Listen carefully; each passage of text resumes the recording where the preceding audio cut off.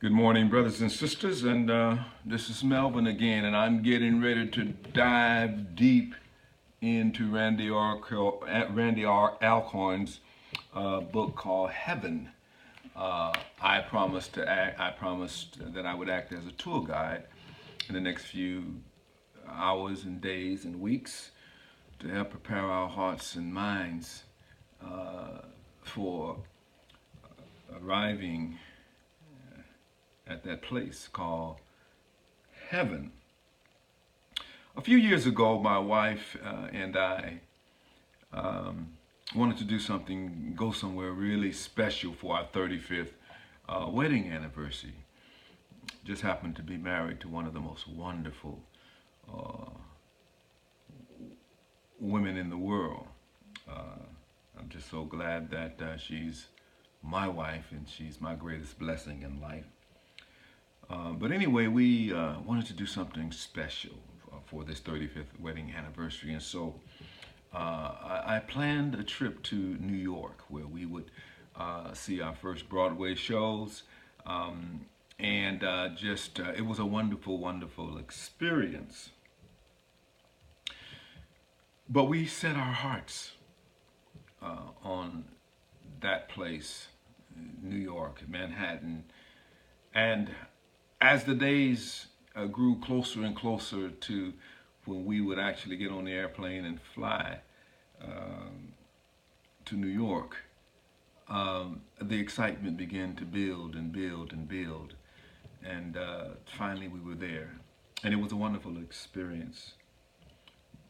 But we got there because we had set our minds on being there.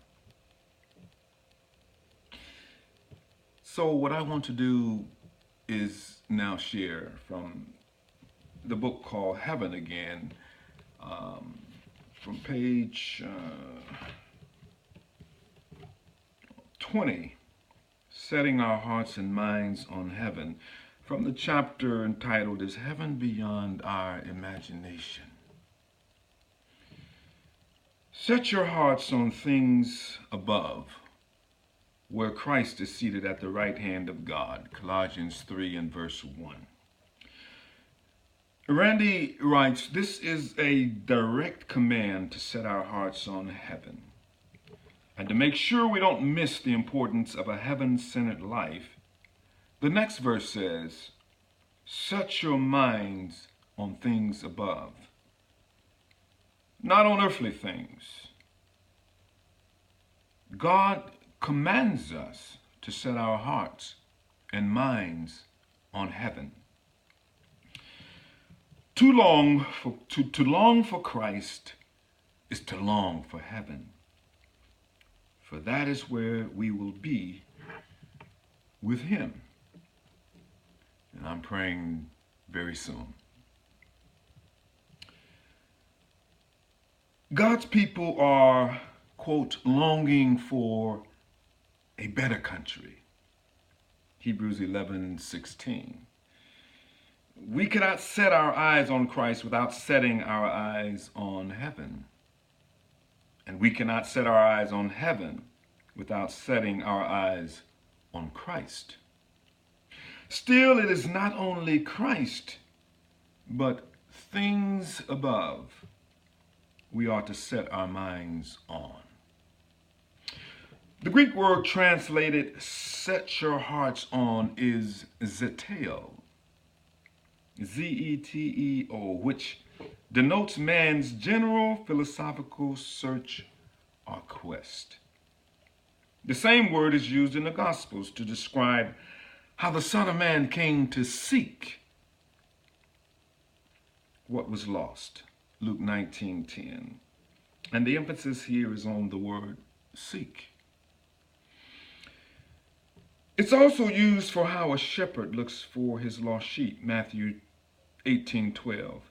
A woman searches for a lost coin, Luke 15:8. And a merchant searches for a fine pearl, Matthew 13:45. It is a diligent, active, single-minded investigation. So we can understand Paul's admonition in Colossians 3:1 as follows: diligently, actively, single-mindedly pursue the things above. In a word, heaven.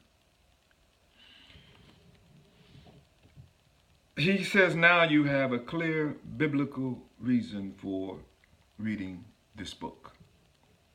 The verb zeteo is in the present tense, suggesting an ongoing process. In other words, keep seeking heaven. Don't just have a conversation, read a book, this book or any book, or listen to a sermon or feel as if you fulfilled the command. Since you'll spend the next lifetime living in heaven, why not spend this lifetime seeking heaven so you can eagerly anticipate and prepare for it? The command and its restatement implies there is nothing automatic about setting our minds on heaven. In fact, most commands assume a resistance to obeying them, which sets up the necessity for the command. We are told to avoid sexual immorality because it is our tendency. We're not told to avoid jumping off buildings because normally we don't battle such a temptation. Normally. The command to think about heaven is under attack in 100 different ways every day. Everything militates against it. Our minds are so much set on earth that we are unaccustomed to heavenly thinking. So we must work at it. Randy then asked a question. What have you been doing daily to set your mind on things above? To seek heaven? What should you do differently? Perhaps you're afraid of becoming, quote, so heavenly minded, you're of no earthly good. Relax. You have nothing to worry about. On the contrary, many of us are so earthly minded, we are of no heavenly or earthly good. C.S. Lewis observed, if you read history, you will find that the Christians who did most for the present world were just those who thought most of the next.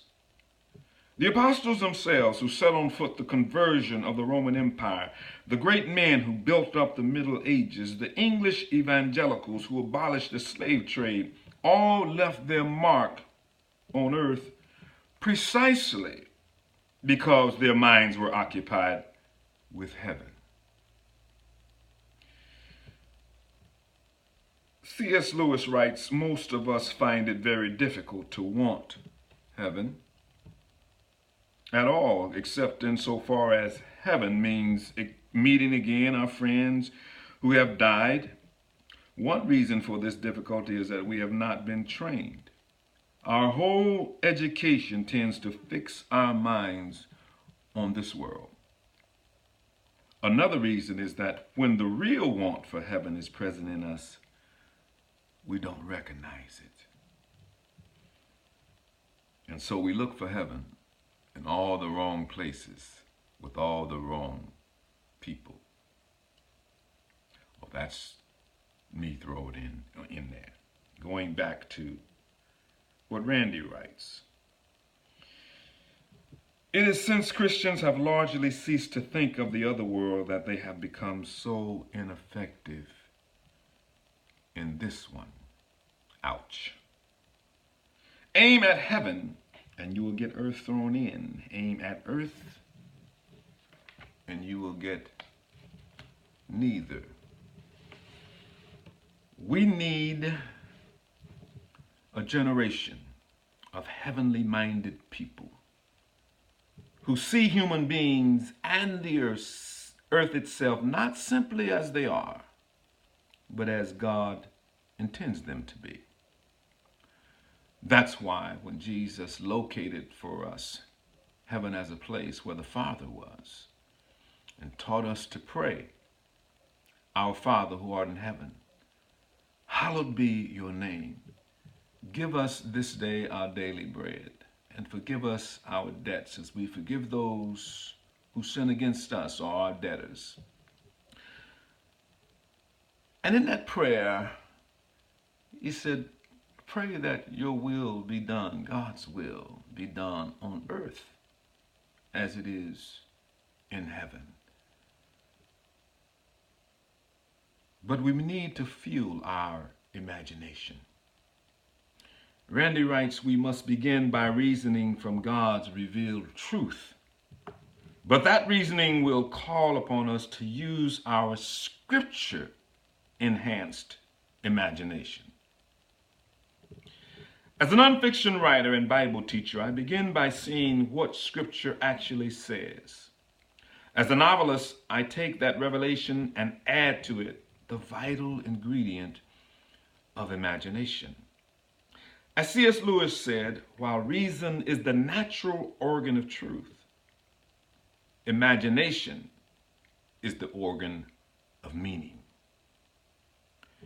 In the words of Francis Schaeffer, the Christian is the really free man. He is free to have imagination. This too is our heritage. The Christian is the one whose imagination should fly beyond the stars. Schaeffer also started with God's revealed truth, but he exhorted us to let that truth fuel our imagination. Imagination should not fly,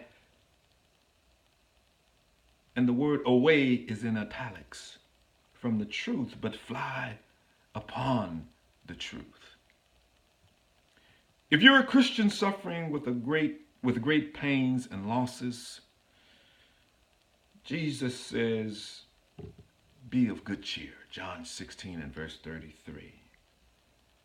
The new house is nearly ready for you. Moving day is coming. The dark winter is about to be magically transformed into spring. One day soon, you will be home for the first time. Until then, I encourage you to meditate on the Bible's truths about heaven. And may your imagination soar and your heart rejoice. Now I'm getting ready to go into chapter 3. I may find a nugget or two in here that I'll have to come back and share with you. Until then, beloved, set your affection on things above. Maranatha.